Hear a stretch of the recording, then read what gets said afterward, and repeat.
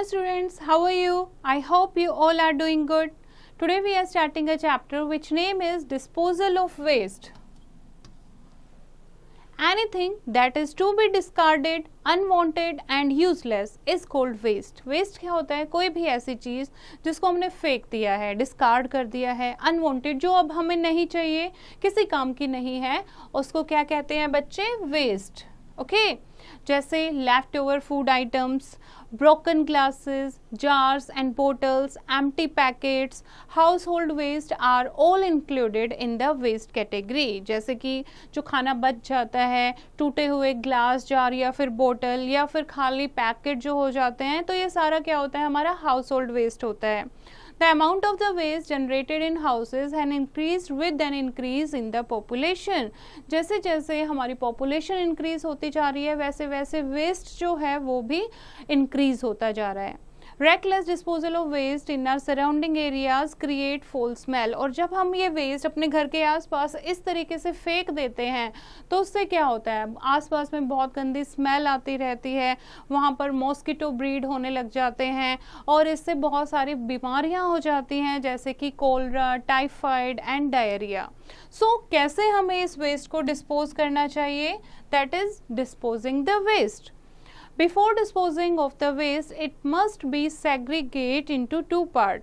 Waste को dispose करने से पहले उसे हमें अलग अलग पार्ट में डिस्ट्रीब्यूट कर देना चाहिए, जैसे biodegradable and non biodegradable waste. Biodegradable waste कौन सा होता है?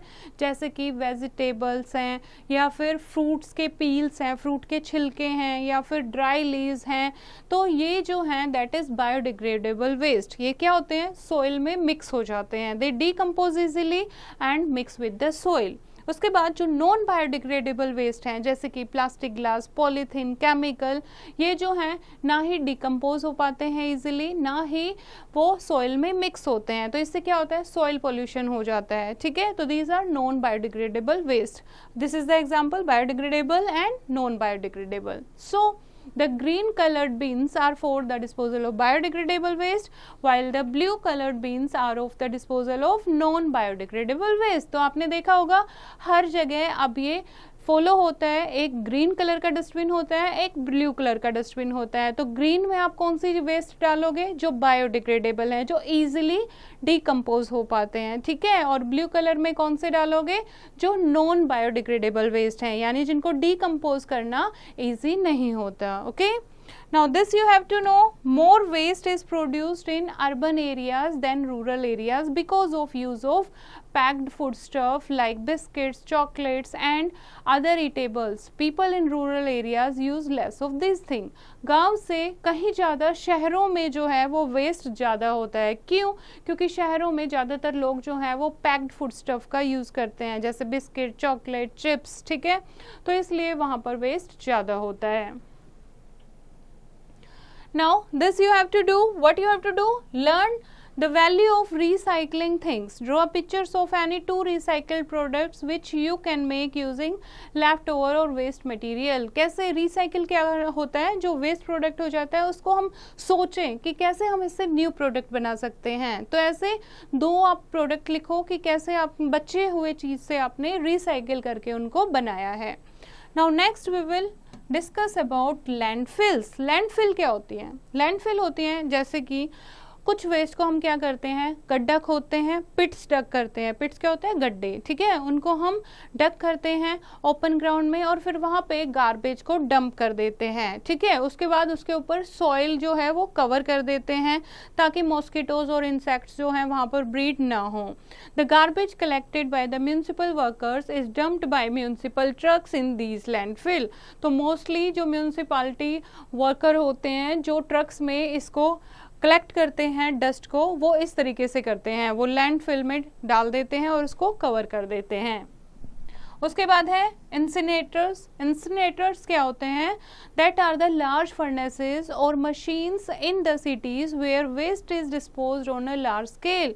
बड़े बड़े फर्नेसेस होते हैं. ठीक है, इसमें क्या करते हैं? वेस्ट को जला देते हैं. ठीक है, बर्न कर देते हैं. The smoke generated from them cause air pollution. और फिर इनमें से क्या निकलती है? स्मोक निकलती है जिससे एयर पॉल्यूशन होता है. नेक्स्ट क्या है? कंपोस्टिंग.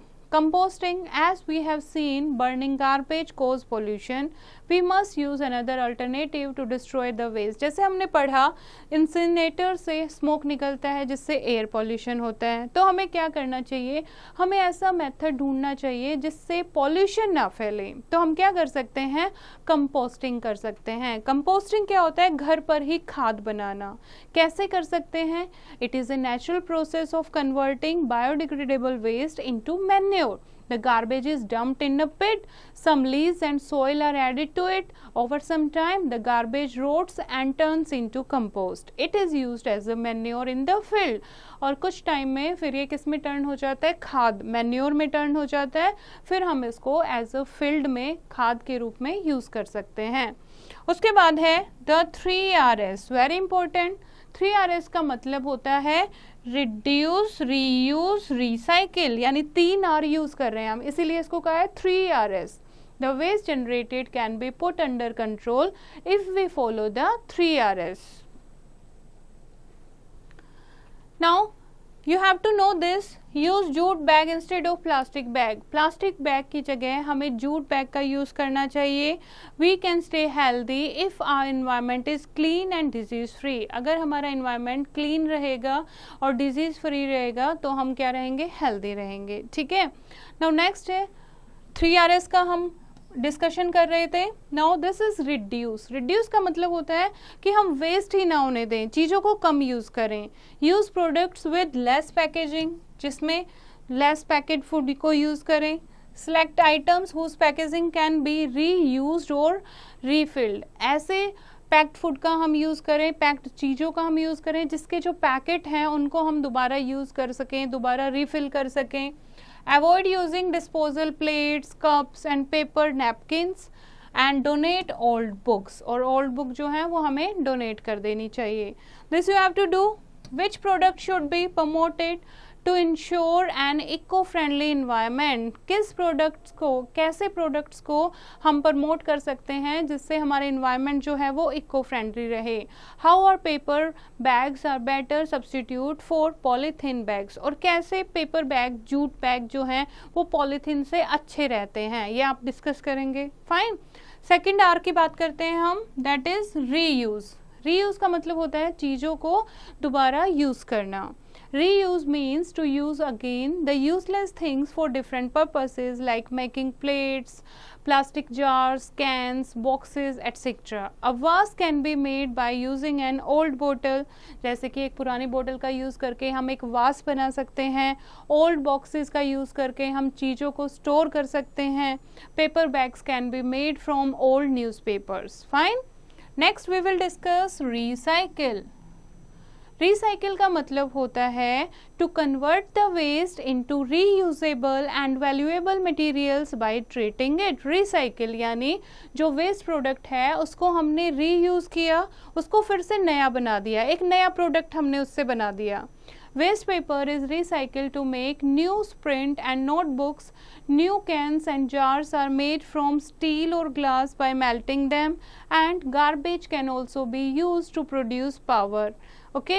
तो इस तरीके से हम क्या करते हैं, रिसाइकिल ऑफ प्रोडक्ट्स करते हैं. Recycling conserves natural resources, reduce landfilling, save energy and reduces pollution. तो सबसे अच्छा होता है recycling of the product.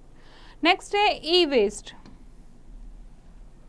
E-waste क्या होता है, E for electronics, electronic waste जैसे कंप्यूटर, माउस, ठीक है, transistor, telephone, cell phone, batteries, जब ये खराब हो जाती हैं तो इसको ई वेस्ट कहते हैं. The discarded electronic devices like batteries, cell phones, wires, electrical gadgets form the e-waste. The harmful chemicals in them like lead and cadmium cause a lot of pollution, so we must try to recycle or dump them in the landfills. जो ये waste product होते हैं, e-waste होते हैं, इनमें lead जो है वो हार्मफुल गैस होती है, कैडमियम एक गैस होती है जिससे बहुत सारा पॉल्यूशन फैलता है. तो हमें क्या करना चाहिए, या तो हमें कुछ ऐसा सब्सटीट्यूट निकालना चाहिए कि हम इनको रिसाइकिल कर सकें, या फिर हम इन्हें लैंडफिल्स में डंप करना चाहिए. Every individual must try to control generating waste and dispose it properly. Large scale disposal is conducted by the municipal corporation. We must cooperate with them for a clean, healthy environment and neighborhood. सब लोगों को जो ये 3Rs हैं ये follow करने चाहिए, ठीक है, ताकि हमारा इन्वायरमेंट क्लीन रहे और हमें म्यूनसिपल कॉरपोरेशन जो गार्बेज कलेक्शन और डिस्पोजल का काम करती है हमें उनके साथ भी कोऑपरेट करना चाहिए. Now this you have to know. Refuse is another way to conserve resources. Refuse यानी कि मना कर देना. हमें ऐसी चीज़ें खरीदनी ही नहीं है जो हमें यूज़ ना करें, ठीक है, तो हमें क्या करना चाहिए, उन चीज़ों को रिफ्यूज़ करना चाहिए. Now wrap up the chapter. Waste is anything that is useless and discarded. Reckless disposal of waste causes disease. Before disposal, waste must be segregated. Biodegradable waste decomposes easily. Non-biodegradable waste does not decompose easily. Garbage is dumped into deep pits in open ground which are called landfills. Waste is disposed in large furnaces called incinerators. Garbage is converted into manure in compost pits. Waste can be controlled by 3Rs: reduce, reuse and recycle. And e-waste includes discarded electronic devices. This is the chapter बच्चे. I hope you have understood the chapter. You have to learn it once again and do the back exercise yourself.